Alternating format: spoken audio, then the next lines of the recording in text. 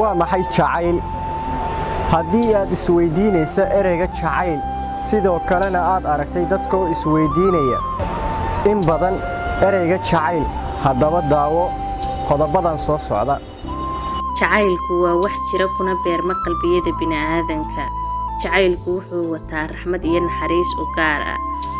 waxa jacaylku ogaan kara ama dareemi kara qof uu haleelay ama diris la noqday haddii aan si kale u dhigo jacaylku waa un rabitaan oo kaliya maxaad ku ogaan kartaa in uu jacaylku ku helay waxaad ku dareemaysaa in lagu hayo ama jacaylku farasaaray waxaad ka dhaxbaxaysaa bulshada dhexdooda waxaad had iyo goor raadinaysaa qofkii aad jeclayd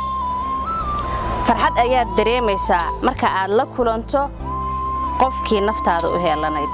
ma leeyahay jacaylku wax daawo ah haa wuu leeyahay jacaylku daawo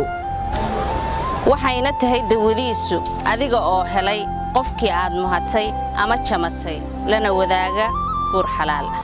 haddaba si aad u ogaataa arrimahaas oo dhammaystiran la soco dhiirigelinta maanta